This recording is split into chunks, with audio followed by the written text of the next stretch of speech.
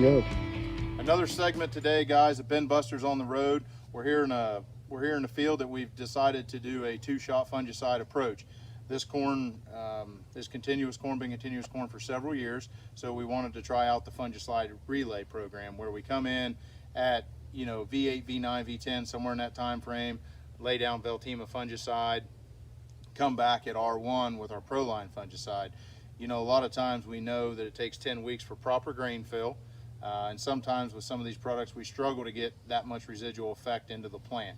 So what we're trying to do is keep this thing healthy going into the reproductive stage and keep it healthy after the reproductive stage through the true ear leaf. So one thing that's cool here, we got a block that we treated with Veltima V9, and we got a block that's untreated to kind of see where we're at there. So we're seeing some really good visuals here today.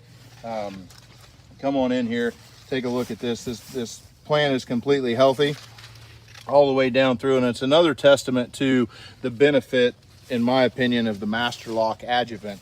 What this grower done a very good job as far as using Master Lock and getting the right adjuvants in there to get the good canopy penetration, to get that fungicide clear down on the bottom part of the plant when this was at V9. We'll walk across the lane here and I'll show you kind of where we're at with some untreated block. We'll go in here about 5 or 6, 7, 8 rows.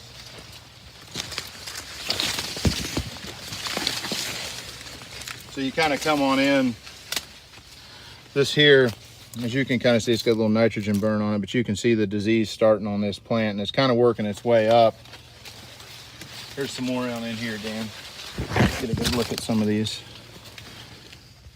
So as you can see right now where we're at with some of this, it's predominantly gray leaf, and we know what gray leaf does for grain fill late season. So we're trying to keep this plant as healthy as we can. Stay tuned. We're going to have yield results on the Fungicide Relay and see what it brings at the end of the year. Earlier this season, Ben Buster's was on the road. We were out here in one of our fields where we're doing the Fungicide Relay. To kind of go back to what we had the Veltima followed by ProLine with just another block that was just ProLine. So we're kind of out here to look at ears and see what the story is now. We made an update when we were out here at V12, V13. Now we're out here later in the season. I brought Jonah along. We're going to show you a few things that's really kind of cool that's sticking out. We were looking at some of these ears earlier. The two I'm having have the Fungicide Relay piece to them. 18 kernel rows around. Those ones are also 18, 16, some of them, yeah. Yep, 18 also. So that's before our V9 application Veltima. So early season management was constant across this whole thing. Where we're seeing the difference right now is in kernel length. These here are between 38 and 42. Those are in the mid 30s. Yep. So consistently, we've done some checks. We're about 3.5 to 4 kernels longer where we had the relay versus where we haven't done the relay. So at the end of the day, that's showing us there's going to be about a 25 to 28 bushel increase depending on grain fill.